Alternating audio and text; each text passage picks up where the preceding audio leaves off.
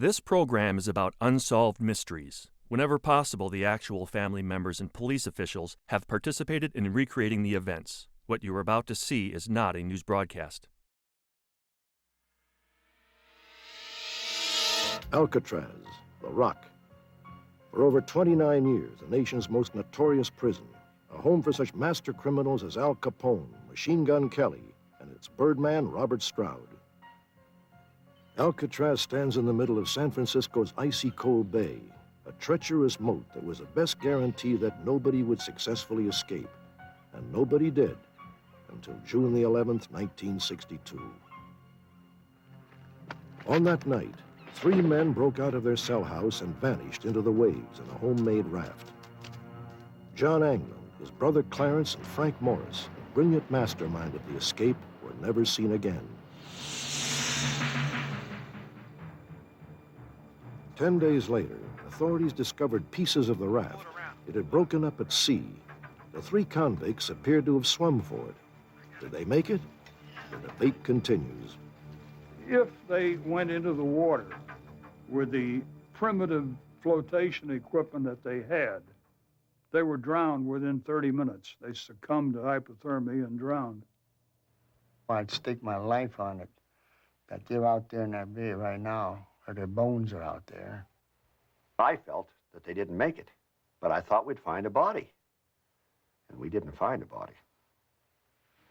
I think they made it. If you call the Bureau of Prisons today, they will tell you no one escaped from Alcatraz. They made it. In the 25 years that have passed since that June night, no trace of Frank Morris, John Anglin, and Clarence Anglin has ever been found. They may still be at large, and perhaps are still in hiding. Tonight, in a special 90-minute edition of Unsolved Mysteries, we will see exactly how the inmates conceived and executed their ingenious escape. We'll follow the exact route they took as they broke through the walls of Alcatraz. And just as they faced the icy waters of the San Francisco Bay, we have asked triathlon swimmer Dave Horning to attempt to duplicate their dangerous swim to freedom. We've also built a replica of the convicts' makeshift raft to see if it could possibly survive the 1.5-mile trip across the bay. Renowned endurance swimmer Diana Nyad will closely track Dave and the raft's progress from our camera boat just a few feet away. We'll also take you inside the walls of Alcatraz, where society's most incorrigible criminals, including Al Capone, were finally tamed. So join me for this 90-minute special edition of the Unsolved Mysteries from Alcatraz.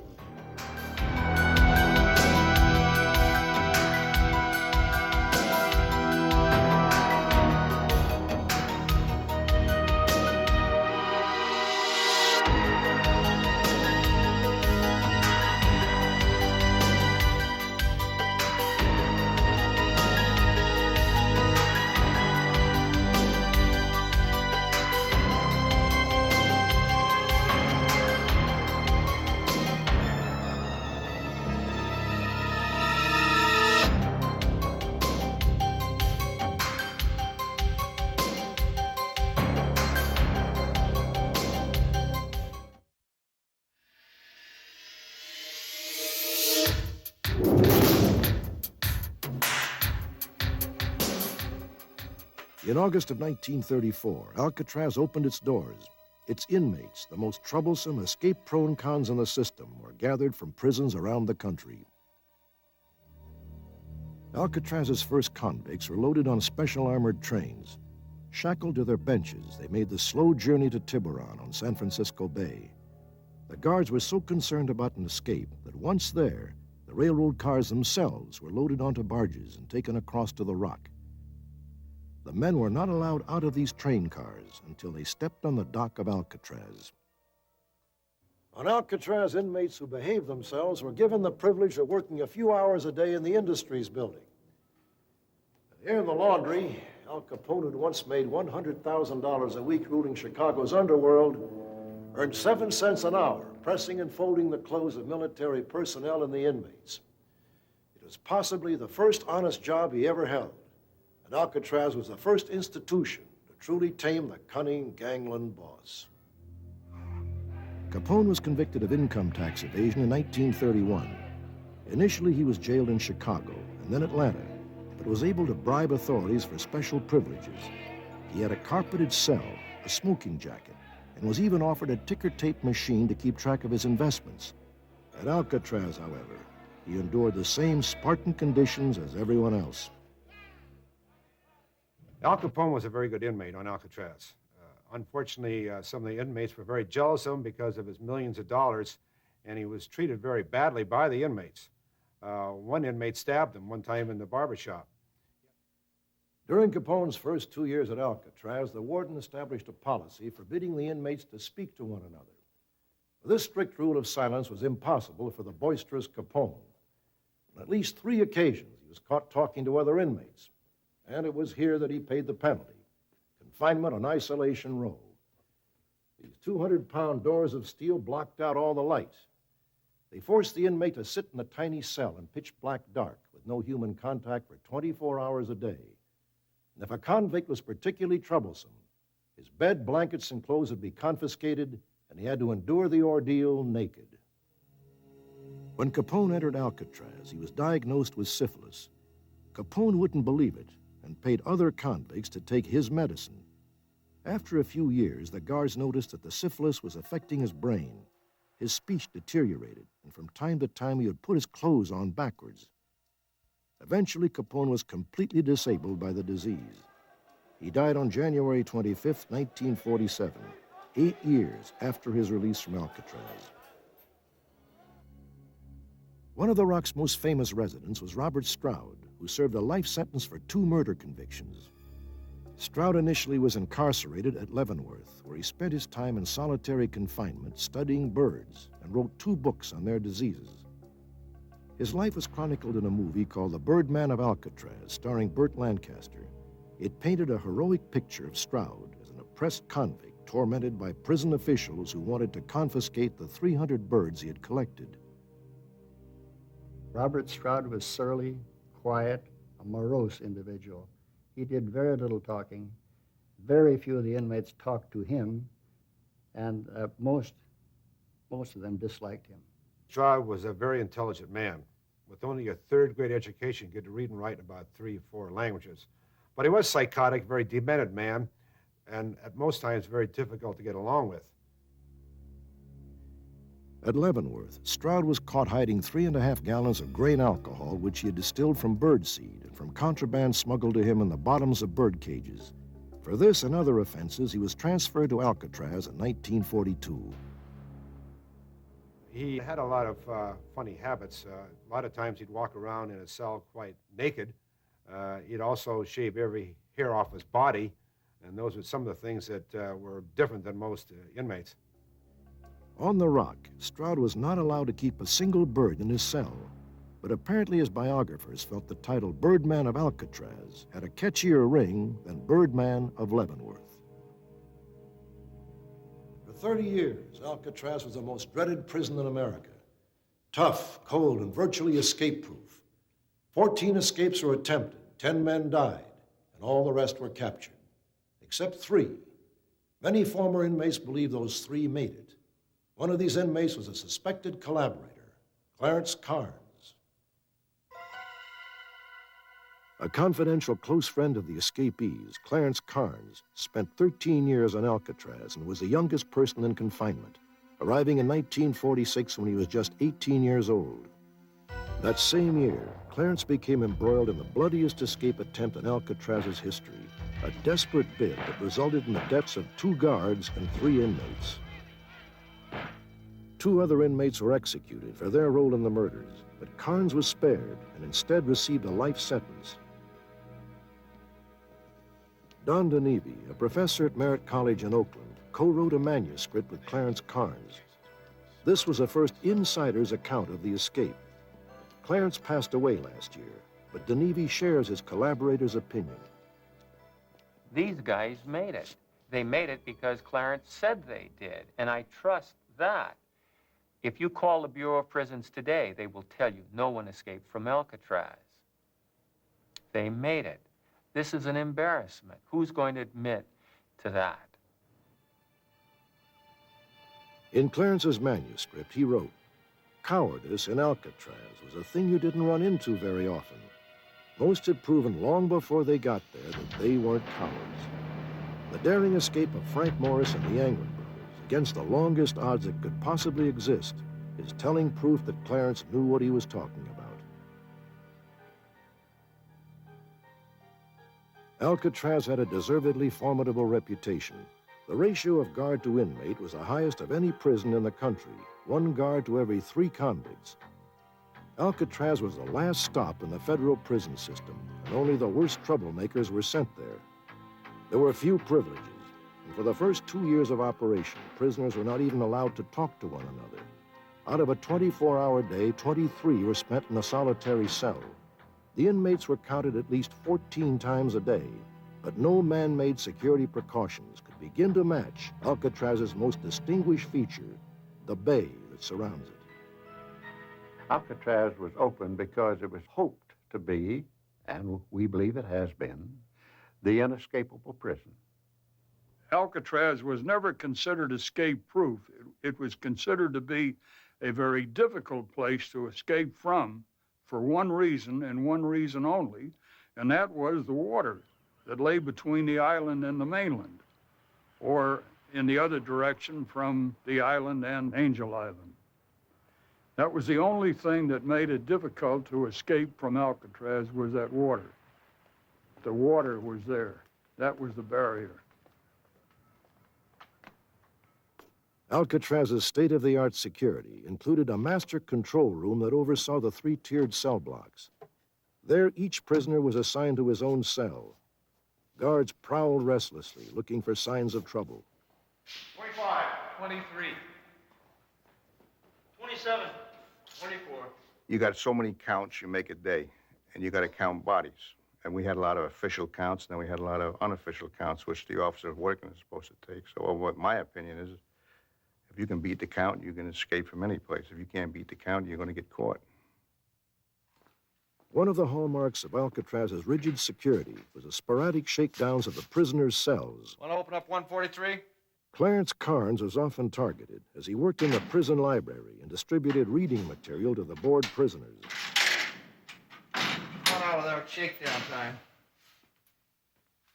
Authorities suspected that he used this job as a cover to circulate contraband materials. They were correct.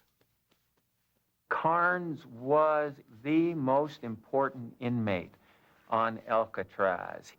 He had gained the respect of virtually all the other inmates because he knew how to keep his mouth shut. He was, in a sense, the godfather of Alcatraz. Those who needed information, those who wanted advice, sought Carnes out. Okay, close it up. Clarence was invited to participate in the escape, but as he was under such close scrutiny, he declined. He did remain close to the plot, a plot that began with a robber named Allen West. West was a close friend of Carnes and was assigned to paint the top tier and ceiling of the cell block at the prison. One day, while working there, he discovered a way to access the prison's roof through a ventilation shaft. West noticed that the ventilation duct through the cell house roof was constructed in such a way so that there were crossbars in between. You couldn't cut the bars. But West discovered that all you had to do was cut the entire duct from its surrounding support and just shove the whole thing out. By October of 1961, West had begun planning his escape. He enlisted the help of the Anglin brothers. They had been at the prison for 1.5 years and had a history of escapes from other institutions. The Anglins were expert raftsmen because they'd grown up in the Florida swamps. They knew how to construct rafts. They knew how to negotiate currents. They were expert swimmers as well. Perhaps the most pivotal figure in the plot was another bank robber named Frank Morris. According to prison records, he had an IQ of 133, approaching the genius range. His cell was next to Wes, and once he was brought into the plan, he put his intellect to good use. Morris also had a record of other escape attempts. He had been at Alcatraz for 1.5 years. Morris, if you could use the term, was the intellectual type. He was the thinker. Anything connected with this escape that had any real brains behind it can be credited to Morris. Well, they found a way to break through the roof. The prisoners still had no way to get to the top of the cell block from their first-floor cells. But Clarence Carnes knew a way. During his few hours of freedom during the 1946 escape, Carnes had discovered this utility corridor that ran the length and the height of the cell block. Inside the corridor were heating and water pipes that formed a makeshift ladder. It was a dangerous climb, but it was the only way the convicts could reach the roof. Word began to circulate through the prison grapevine that an escape was on. It seemed everyone but the guards knew that something was up. Carnes's job made it possible for him to pass information to the 4 ringleaders. It was not what might be called general knowledge, but I think that there was quite a few of the other inmates that were aware that an escape attempt was being made. And it's surprising to me that this could be the case without some information getting to the authorities. The convicts on Alcatraz, you know, even if the whole population knew about it, you can almost be guaranteed that the guards would never hear about it. That's just the way the cons on the rock were. In preparing for their escape, the convicts took advantage of one of Alcatraz's few luxuries. In the early part of the evening, there was what they call a music hour, and anybody who had a string instrument could play. When that music is playing, it kind of has an effect of deafening the officer who was making his inspections. And the inmates that were digging were just digging away.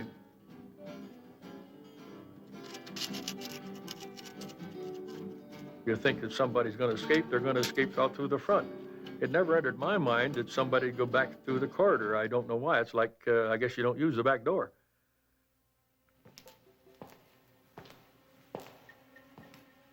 In between head counts, the Anglins, West and Morris, dug out the rear of their respective cells.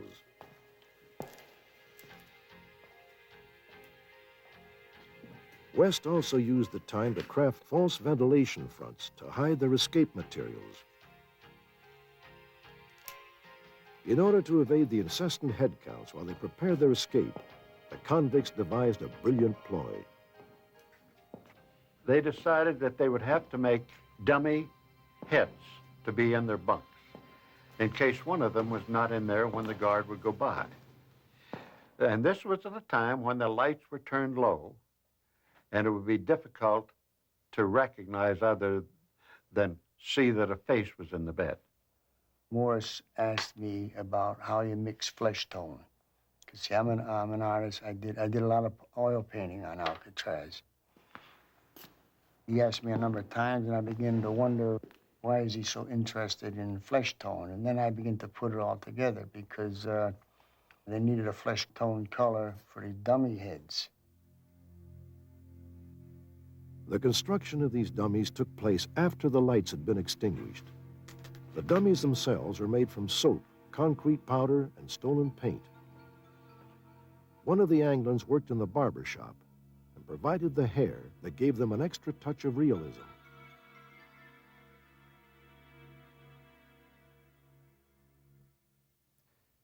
This is one of the actual dummies the men created, still preserved by the National Maritime Museum across the bay in San Francisco. Now, these are 2 drills used by the convicts. They're constructed from barber shears and parts from a vacuum cleaner.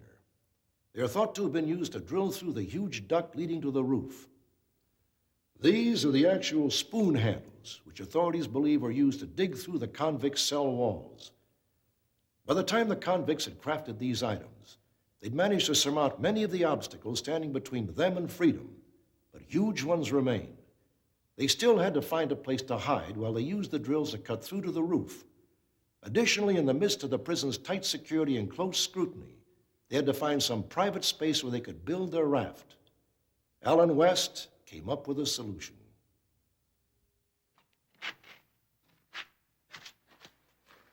Hey, what's going on up there?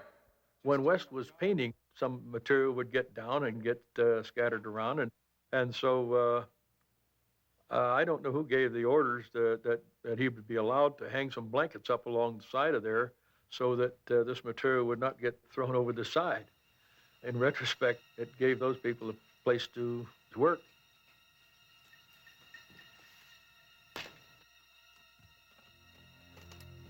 For 8 months, the cell house roof was blanketed off, giving the inmates complete privacy to drill out the ventilation shaft and collect the items they needed for their escape. Morris and the Anglins would take turns climbing to this workspace. The dummies left on their pillows enabled them to evade the nightly head count.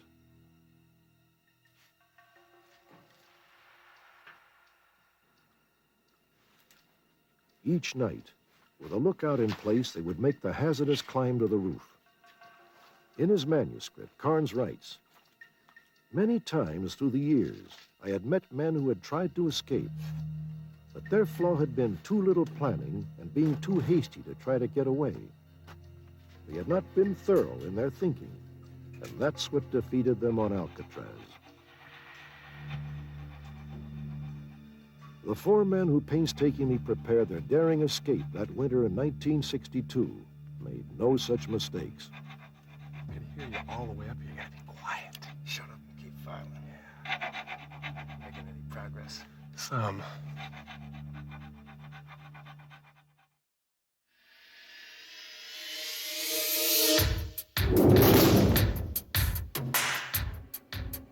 Back in 1962, the Anglins, Frank Morris, and Alan West spent 9 months preparing for their impending swim. And as winter passed into spring, they made their final plans. For the patrolling guards, the spring of 1962 was like any other. But the inmates knew differently, and right under the gaze of their keepers, they helped the 4 escapees in their preparations. One by one, other convicts surreptitiously passed the escapees the raincoats they needed to build their raft and life jackets.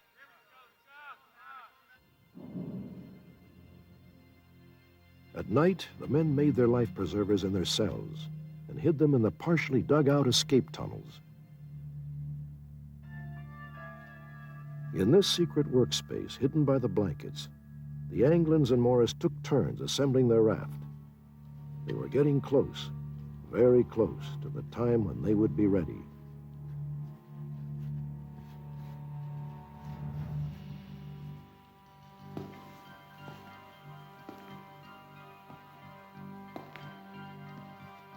June 11th, 1962. The lights had been extinguished. The time to escape had finally arrived.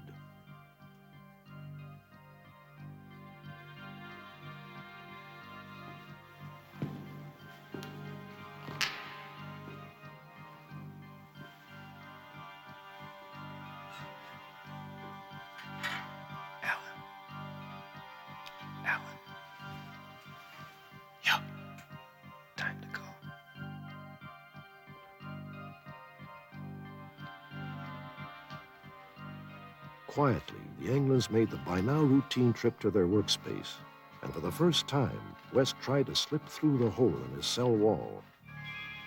Frank, what the hell's the matter with you? I can't get through, the hole's too small.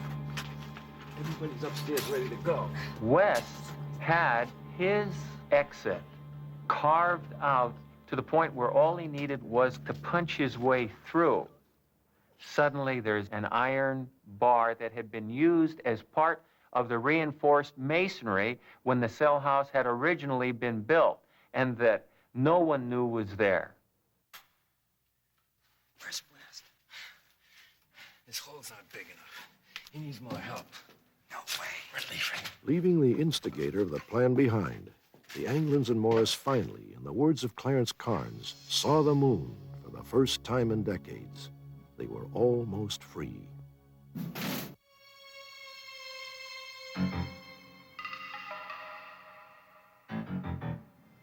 The convicts descended from a corner of the roof by way of an exhaust pipe adjoining the kitchen. Ironically, though prepared for every security breach inside the prison, security outside was weak. Nobody noticed the men as they carried their raft and life preservers closer to the beach, the last step before the most grueling part of the journey. Only one fence stood between them and the 54-degree waters of San Francisco Bay.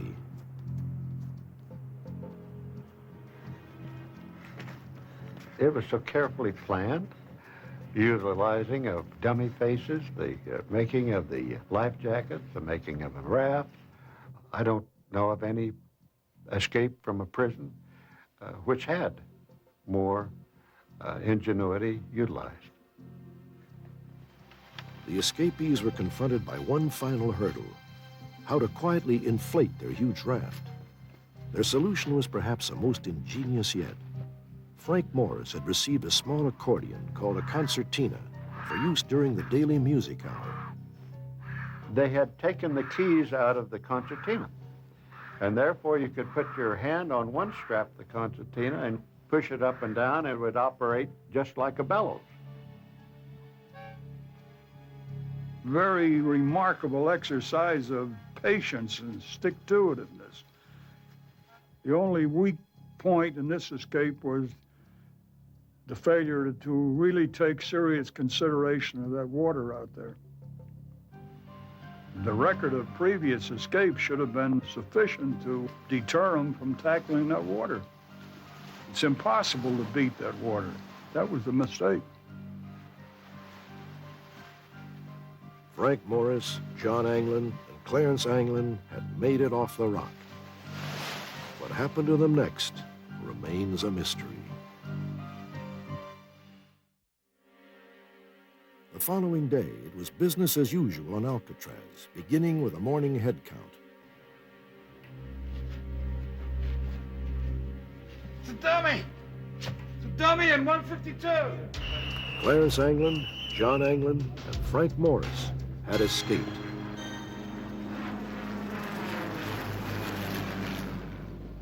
Immediately, an extensive search began, one of the largest manhunts in the country since a Lindbergh kidnapping 25 years earlier.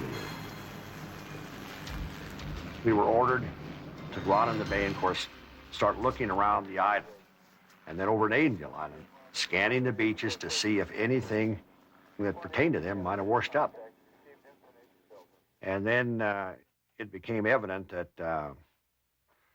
well, we weren't going to find them. Whether they had made it or not, no one knew for sure. Authorities believed that the men were headed for nearby Angel Island, but for 24 hours, nothing was found. Then remnants of the escapees' raft began to surface, and so too did a controversy on whether or not the men survived.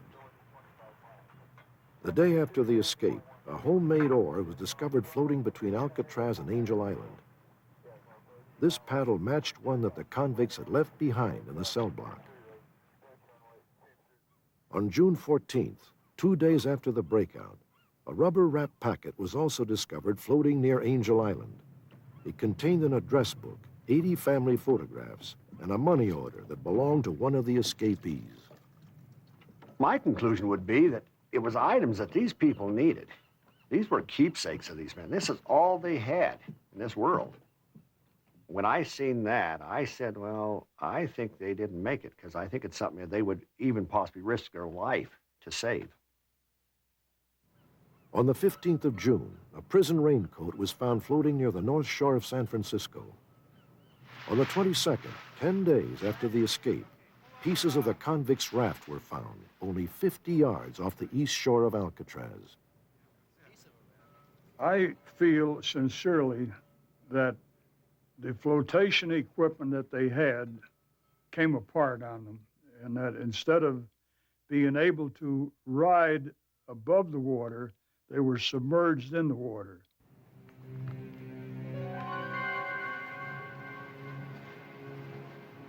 Don EBERLE was the FBI agent in charge of the investigation.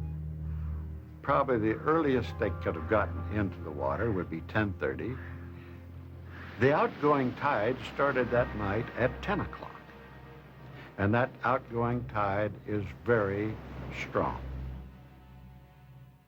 And I firmly believe that they were taken by the currents into the Pacific Ocean. The day of the escape, a Norwegian ship spotted a body floating 20 miles past the Golden Gate Bridge. Though unable to retrieve it, their description of it matched that of Frank Morris. They cited what he had on, and it coincided with the apparel of the escapees. There is some evidence to suggest that at least one of the men survived.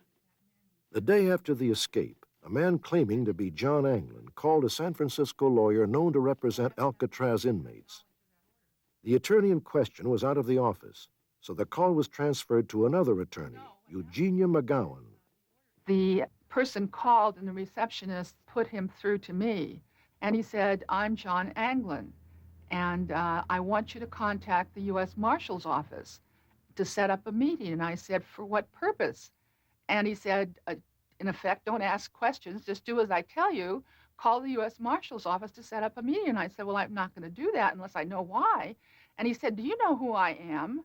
And I said, "No." He said, "Read the newspaper," and he hung up. The FBI set up a phone tap in Eugenia McGowan's office, hoping the man would call back. He never did, and they eventually ended the surveillance, dismissing the call as a prank. A few weeks after the break, Clarence Carnes claimed he received a postcard from the escapees. In it, they gave the prearranged code words that confirmed their success. The card read, "Gone fishing." If they had made it to shore, the first thing they would have had to do was take something off of somebody. They would have had to get a car, they would have had to get money, they would have had to do something that would have certainly been noticed. There were no reports of robberies or car thefts attributable to the escapees. However, the men may have been helped by someone on the outside. Clarence believed the convicts secured the aid of an Alcatraz inmate named Bumpy Johnson. Clarence shared with me that Ellsworth Bumpy Johnson, Black Capone of Harlem, underworld king of Harlem, had arranged for a boat to be out there to pick the Anglins and Morris up. Now, it would have been pitch black out there, but my guess is that they did get to that boat that was waiting for them. We made it! Come on! According to Clarence Carnes, the boat then took the convicts to Pier 13 in San Francisco's Hunters Point district. My feeling is that that's just something that Carnes has dreamed up, and that there is not the slightest possibility there's any truth in it. My opinion of Clarence Carnes is that he's an inmate of Alcatraz, and any information you receive from him would have to be taken with a grain of salt because of his background, and that you would have to assiduously verify everything that he said.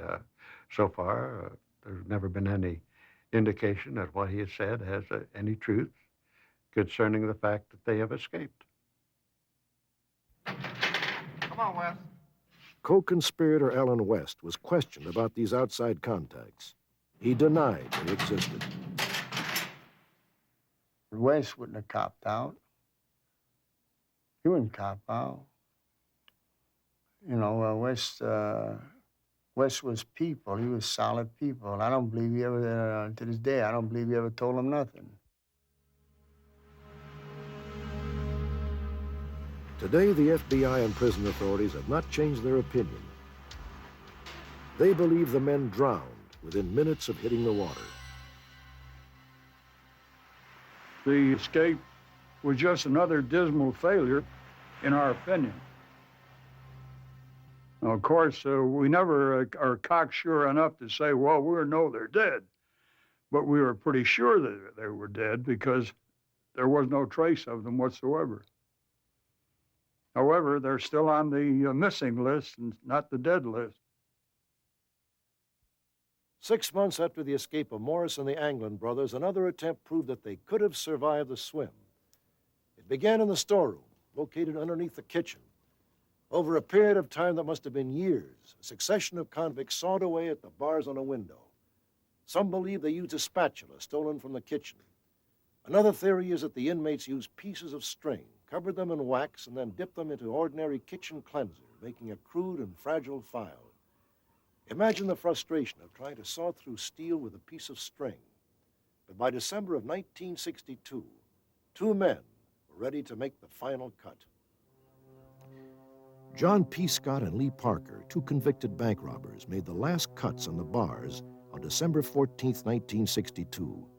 The cold waters quickly convinced Parker to give up the swim, but Scott was undaunted.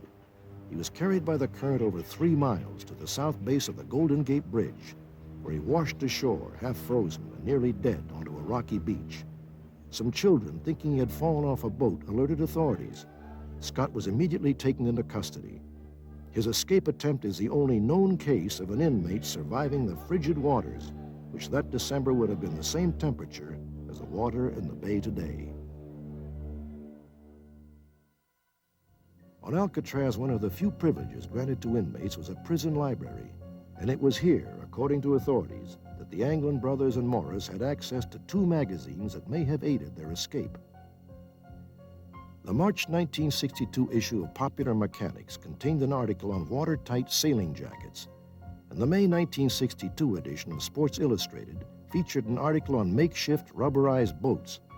Police authorities believe that the men modeled their life jackets and raft on these articles. Was this crudely made raft sturdy enough to survive the forceful currents of the bay?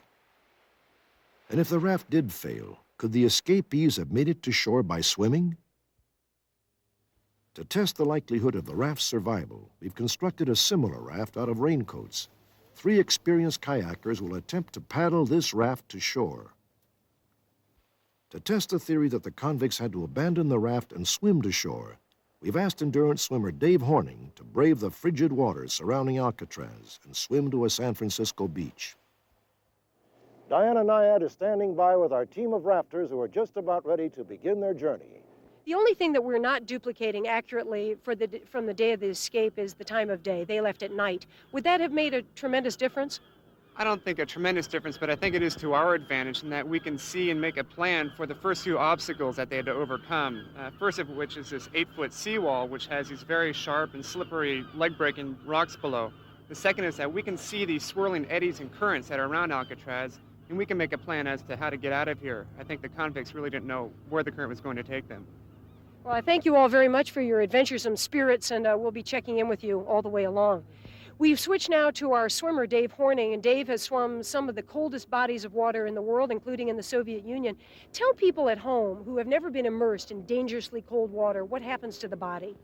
As I go into the water here this morning, it'll be like an embracing shock, which will go through my body initially when I hit the water. And there will be some question in my mind in regards to how long I'll be able to last in this 47-degree water. Okay, now that's you. You're very experienced in cold water. Now, what about these 3 convicts? I understand that they were not even allowed to take cold showers on Alcatraz for fear that they might acclimate themselves to the bay. So what do you think their chances might have been? Well, I think they had a chance to stay in the water for a certain amount of time because of the fact that they had a certain thing going for them known as motivation, the motivation to get off of Alcatraz and escape from the rock.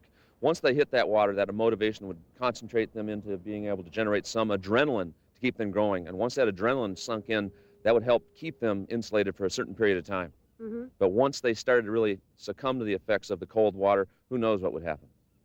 Okay, well, we thank you very much, and good luck to you. The swimmer and rafter will be off in just a few minutes. And, Bob, all I can really say is that I'm just so very happy it's not going to be me in the water today. Back to you. Thank you, Diana. The route these men will be taking will be the same route it is believed the 1962 escapees followed. The escapees left from the eastern shore of the island, approximately here. If they were attempting to swim to Angel Island, about 1.5 miles away, as the authorities believe, the currents would have carried them away from the island out toward the Pacific Ocean. If they were lucky, they made it ashore at the Golden Gate Bridge. Dave is facing the same conditions, but his plan is to cut across the strong currents here and swim ashore at Crissy Field. Our swimmer and rafters are now in position. Diana will give them the signal to start. Diana, is everyone ready? Well, Bob, I'd say we're just less than a minute away from getting underway here. Let me quickly set the scene for you. We have a number of camera crews out here, including one up in a blimp to get the aerial view.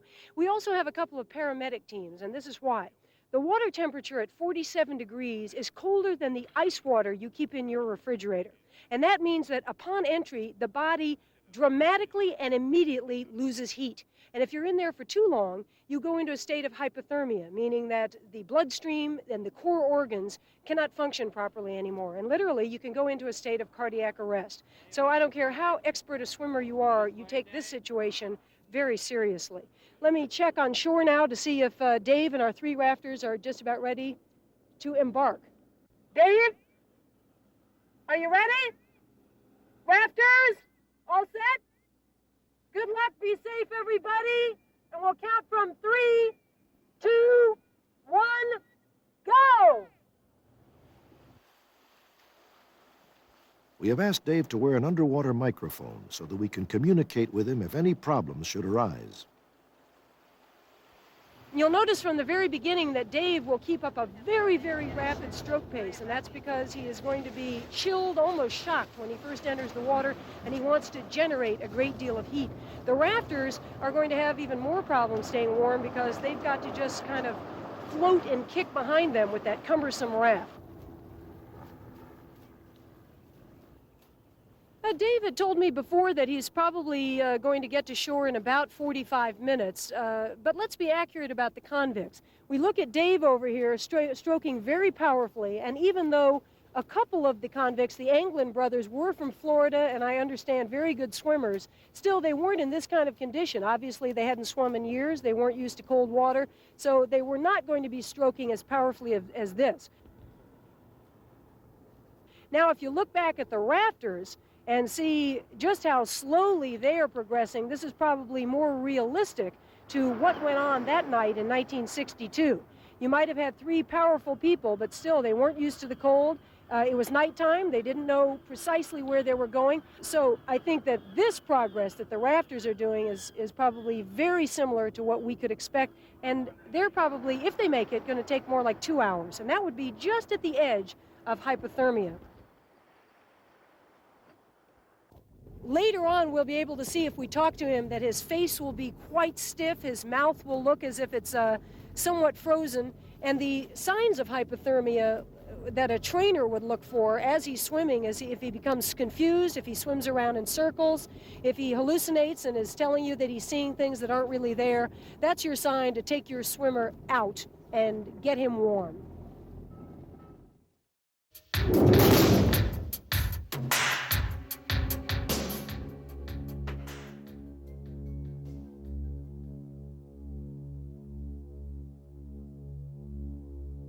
We are now 20 minutes into Dave Horning's attempt to swim from Alcatraz to San Francisco. For years, the guards on Alcatraz told inmates that the bay was infested with man-eating sharks. Marine biologist Leighton Taylor says that is a myth.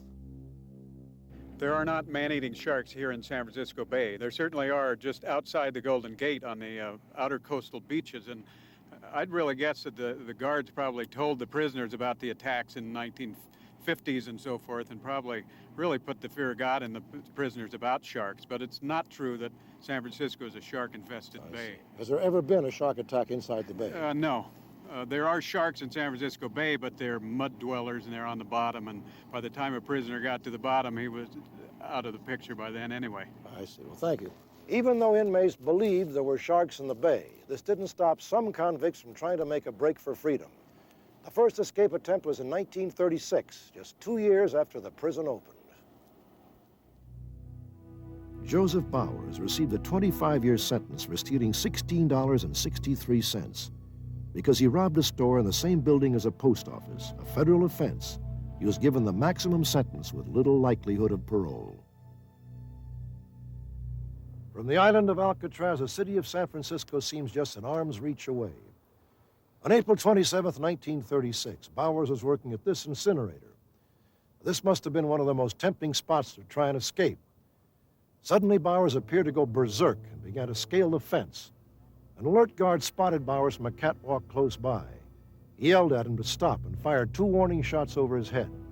Bowers made it over the top of the fence and began to clamber down the other side. The guard, now aiming to stop him, fired again. Bowers was hit. Wounded, he relaxed his grip on the fence and fell 60 feet to his death. In December of 1937, another escape was tried. This was no impulse, rather a carefully planned scheme that might have been successful. Theodore Cole was 25 with a 50-year sentence for kidnapping. His partner was Ralph Rowe, a 37-year-old bank robber with a long criminal record and a 99-year sentence. On December 16, 1937, the two men were making mats in the industrial building north of the cell block. Even for San Francisco, it was a foggy, cold day. At approximately 1 o'clock in the afternoon, they sought out a shop window and broke through a fence. The current was swift that day, running at 8 miles per hour. Grabbing hold of a 5-gallon can, they attempted to swim to freedom. The Rowe and Cole escape in 1937 was one that I think was impossible to make. The tide was running very swiftly out towards the Golden Gate. The water is 55 degrees. Alvin Karpis, an inmate, told me that he watched Rowe and Cole escape, and as he looked out, he could see the bodies slipping into the bay, and he believed they drowned. Just recently, John Stanley, a San Francisco reporter, discovered this 1941 article in the files of the San Francisco Chronicle. It claims that Rowe and Cole survived, fled to South America, and then using a secret code contacted their confidants back at Alcatraz. Federal officials still maintain that Rowe and Cole had perished. Perhaps the story was a hoax, concocted by inmates, but to this day, Rowe and Cole are officially listed as missing.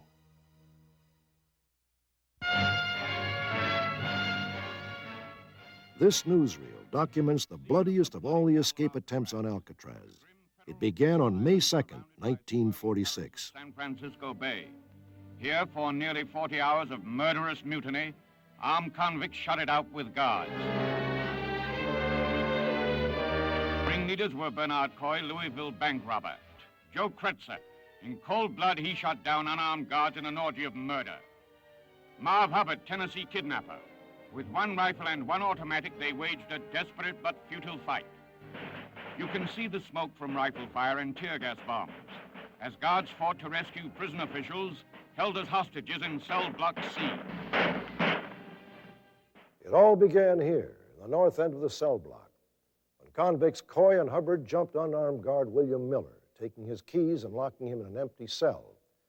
Coy greased his body and climbed to the top of the cell block, where the bars were weakest. Using a homemade tool, he managed to spread the bars and squeeze through into the gun gallery. Over the next few hours, the convicts captured 9 guards and held them hostage here in these 2 cells. Hour after hour, guards and convicts exchanged gunfire as crowds gathered to watch from the hills of San Francisco. A detachment of Marines scaled the walls and dropped concussion grenades into the cell block from the roof. On the second day, 2 teams of guards entered the cell block. In a furious shootout, the hostages were rescued and the ringleaders killed. To the guards, all credit. 2 of their number were killed, 15 wounded. Assistant Warden Miller, shot by Coy, scarred perhaps for life. For the criminal ringleaders, this gruesome end. Coy, Kretzer, and Hubbard, fingerprinted as they lie on slabs in the morgue. Theirs is the final reward for a life of crime.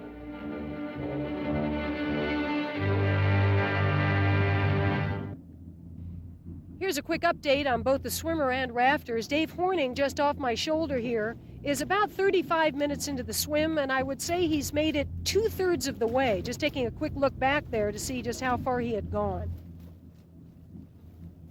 Quickly to let you know how the rafters are doing at the moment.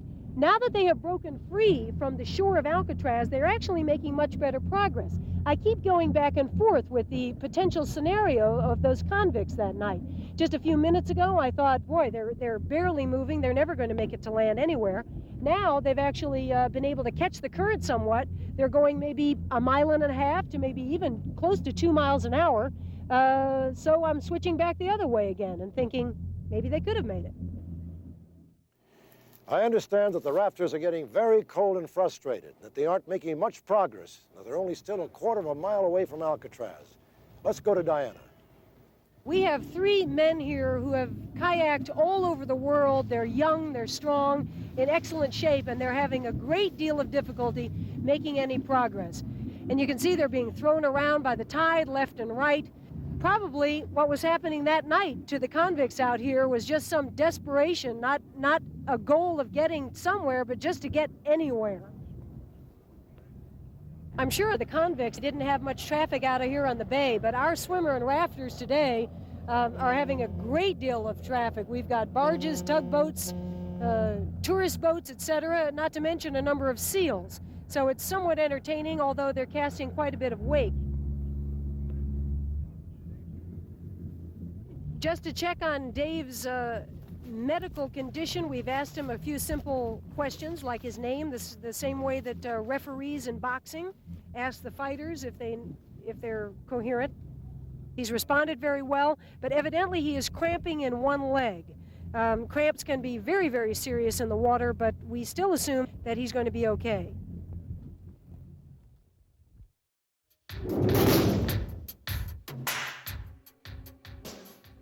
Dave is only a few yards away from completing his swim.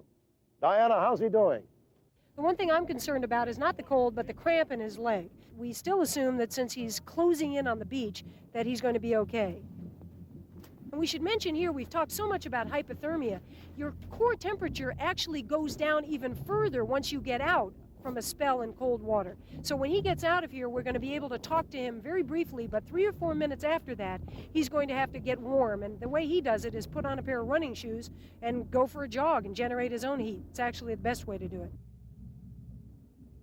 Well, it looks conclusive. Dave is literally 20 yards from the shore. Lifeguards have now entered the water with him for the last few feet, especially having reported a cramp, just to make sure that he's able to walk out. And he seems to be just fine. We'll have a word with him in just 30 seconds or so.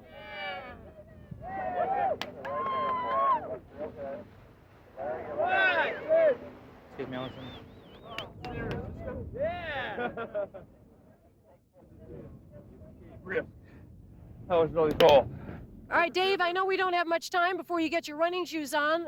Tell me your experience, first of all. You came in just a little bit over an hour. How was it out there? It was great. When I first hit the water, the cold shock of the water definitely was embracing. Halfway through the swim, my feet and legs went numb, and in the final 10 to 15 minutes, both legs totally cramped up, and I really had to wonder whether I'd be able to make it in. I can hear just the way you're talking and a slightly bit of slurred speech. Is your mouth quite frozen in place? Slurred, definitely due to the cold chin. I'm glad I didn't have to stay in more than at least another hour. Well, listen, this brings us to your opinion now that you've done it. Do you believe they could have made it? There's no question in my mind that they could have made it.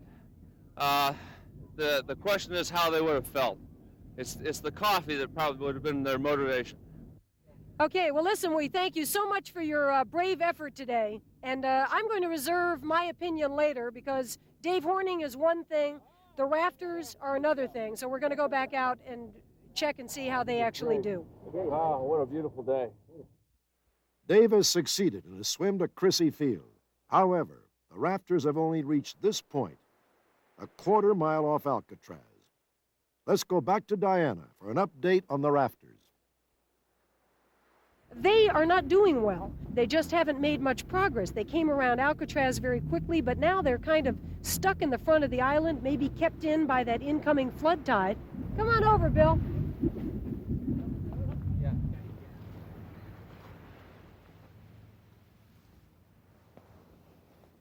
So, I know you're strong. It must not be you guys. What's happening out there? We're actually fairly comfortable, but we're not getting anywhere, and the boat is starting to fall apart.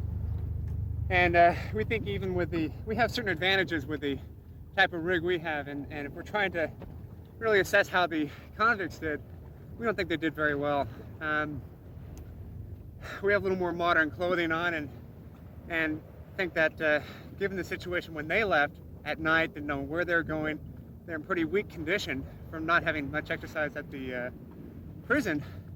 they probably at least were very uncomfortable, more likely got hypothermia and just didn't get anywhere. We were actually very confident when we were leaving Alcatraz and the boat was in good condition. But the more time we had to think about it, the more unlikely the whole possibility of them surviving seems. These guys were career convicts, and they haven't shown up since. And you would think over 20-some-odd years they would have probably committed another crime and gotten caught. So I have a feeling they're fish food.